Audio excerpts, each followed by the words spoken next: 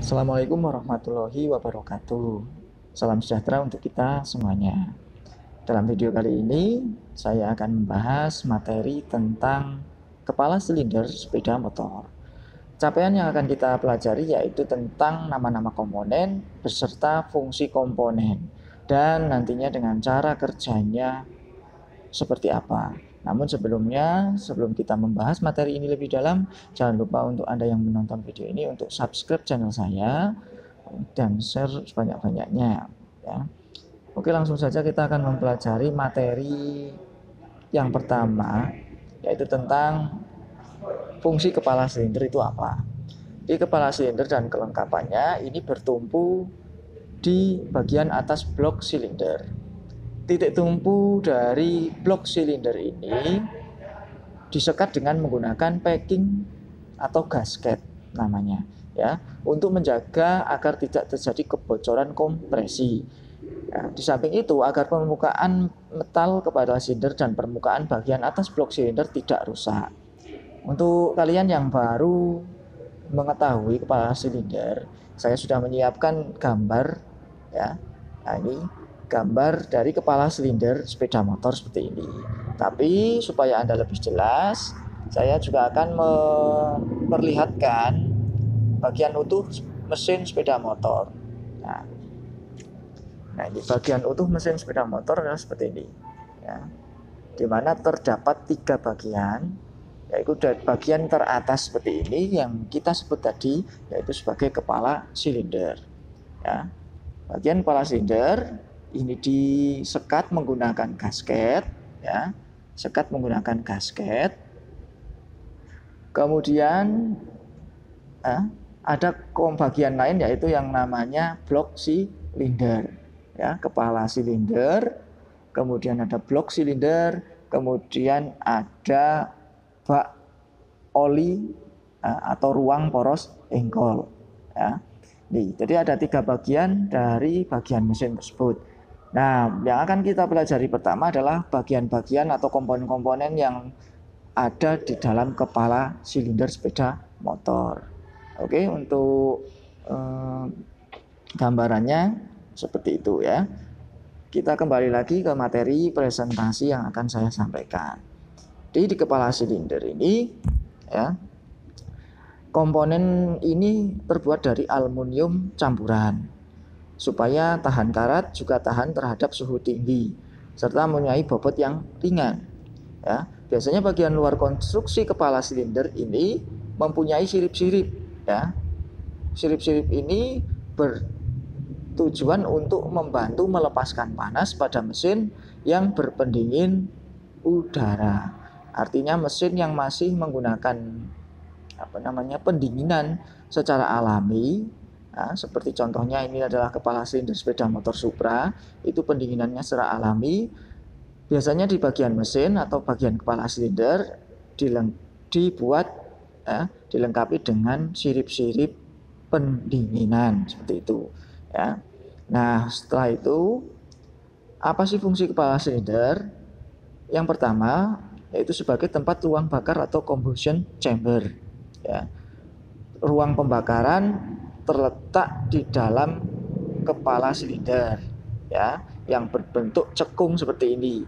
Yang di bagian ruang bakar terdapat komponen-komponen lain ya, komponen yang mendukung proses pembakaran itu terjadi ya. Ruang bakar ini kita sebut dengan nama yaitu combustion chamber ya.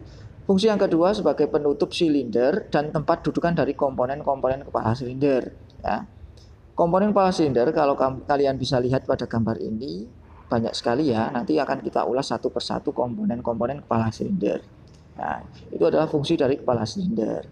Nah, untuk Anda yang ingin mempelajari materi ini secara mandiri, Anda bisa download di halaman web ya, atau halaman blog saya. Anda tinggal masuk saja ke Google Chrome atau browser Anda ketikkan alamat yaitu afrizalbahri.wordpress.com.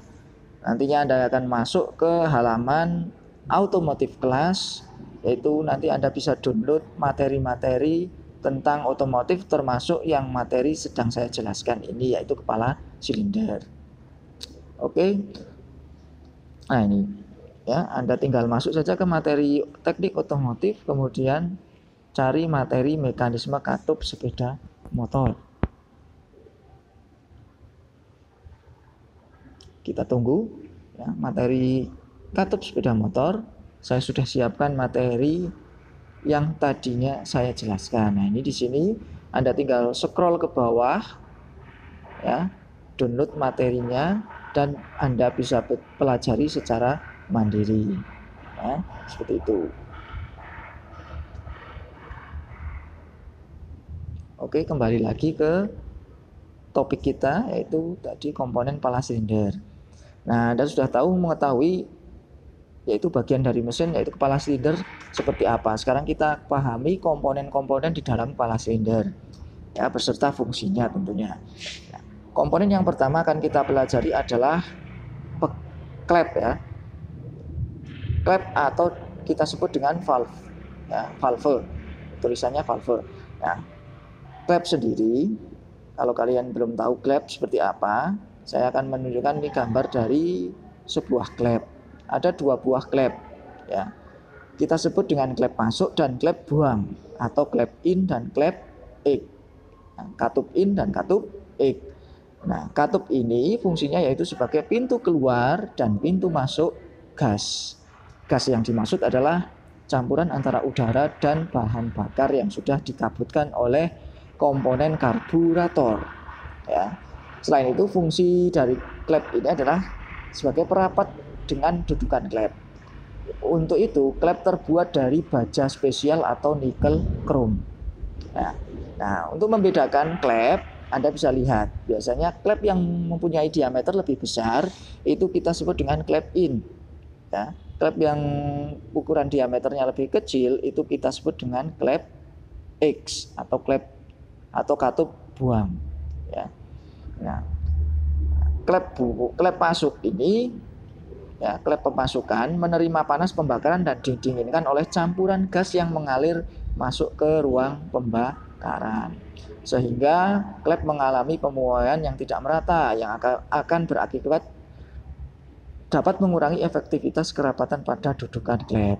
Untuk meningkatkan efisiensi pemasukan, biasanya lubang pemasukan dibuat sebesar mungkin. Nah, jadi kalau kita ingin mengetahui mana klep masuk, mana klep buang, tinggal kita komparasikan kedua klep, mana yang mempunyai diameter lebih besar, yaitu kita sebut dengan klep masuk.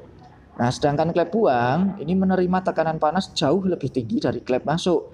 Hal ini tentunya akan mengurangi efektivitas kerapatan pada klep, dan pada bagian dudukan klep mudah terjadi keausan. Untuk menghindari hal ini, maka kelonggaran klep atau valve clearance ya, klep buang dibuat lebih lebar ya. Nah, untuk memahaminya, pada gambar ini kamu perhatikan klep masuk dan klep buang itu letaknya berdampingan ya. Dan ada satu buah lubang lagi, yaitu yang kita lihat ini, itu adalah lubang busi. Jadi ruang bakar ini memiliki komponen ya. Nah, ruang bakar memiliki komponen satu klep in ya, ada klep X, kemudian ada lubang busi ya. Nanti ini letak dari busi ya, seperti itu. Nah, kemudian setelah kita mempelajari dari klep, konstruksi dari bagian klep adalah seperti ini ya, atau katup ya. Kita sebut klep atau katup sama saja. Nah, klep ini mempunyai penuntun atau valve guide ya, atau tempat bergeraknya. Klep ini disebut dengan penuntun. Penuntun klep atau valve guide. Kemudian klep mempunyai batang klep tersendiri ya, yang memanjang yang akan bertemu dengan komponen rocker arm. Klep mempunyai permukaan klep yang nantinya ini sebagai perapat ya, penutup dengan dudukan klep yang berada di kepala silinder. Nah, selanjutnya kalau Anda belum mengetahui klep itu seperti apa, seperti ini ya, klep. Ya. Klep itu terdiri dari ujung batang klep, kemudian ada batang klep atau tangkai klep, kemudian kepala klep. Ya. Permukaan klep dibuat dengan posisi miring ya. Artinya posisi miring ini supaya klep ini bisa menutup rapat dengan dudukan klep. Ya, dudukan klep itu letaknya tadi di kepala silinder. Ya. Ada dua macam pada dudukan klep, yaitu satu, ada yang langsung dibentuk pada kepala silinder dan hanya mungkin digunakan kepala silinder berbahan besi tuang. Kemudian nomor dua, dudukan klep berbentuk ring yang dipres pada kepala silinder. Keuntungannya apabila ring aus dapat diganti dan lebih awet karena terbuat dari bahan yang keras. Oke, untuk mempersingkat waktu, langsung saja kita lanjut ke komponen berikutnya, yaitu pegas katup atau kita sebut dengan beer klep. Ya. Nah, nama tekniknya adalah valve spring. Ya. Pegas, Anda tentu tahu pegas ya, beer. Ini fungsinya menekan klep agar dapat menutup dengan sempurna. Ya. Fungsi yang selanjutnya yaitu untuk mengembalikan posisi klep pada posisi semula setelah tertekan atau membuka. Jadi klep itu fungsinya nanti membuka menutup, dan yang mengembalikan klep ketika sedang dibuka yaitu adalah pegas. Ya. Biasanya di motor Supra ya atau motor Honda terdapat dua buah katup, yaitu ada katup bagian luar dan katup bagian dalam. Ya. Ada katup bagian dalam, ada katup bagian dalam, yaitu dengan ulir berlawanan, bukan dengan ulir ya, dengan bagian bir berlawanan arah jarum jam. Sedangkan yang pegas klep yang bagian luar itu searah jarum jam. Ya, seperti itu. Kemudian komponen selanjutnya ada penuntun klep atau valve guide dan steam seal. Apa itu komponen itu? Kita lihat di gambar ini. Ya, penuntun klep tadi yang sudah saya jelaskan sebagai dudukan batang klep bergerak. Ya. Sedangkan steam seal itu untuk menjaga supaya oli di dalam kepala silinder ya tidak masuk ke dalam ruang bakar melalui celah antara penuntun klep dan batang klep ya. Steam seal ini fungsinya berarti untuk menjaga agar tidak terjadi kebocoran oli kemudian masuk ke ruang bakar. Anda tahu sendiri oli yang masuk ke ruang bakar kemudian ikut terbakar akan menimbulkan asap pada bagian knalpot ya, seperti itu. Untuk komponen yang selanjutnya yaitu ada rangkaian gerak klep atau valve train ya. Yang menggerakkan klep itu siapa? Nah, di sini untuk lebih jelasnya saya akan menggambarkan dalam sebuah gambar seperti ini. Nah, jadi klep itu digerakkan oleh siapa? Ya, klep digerakkan oleh komponen yang namanya adalah camshaft. Ya, komponen yang disebut dengan camshaft.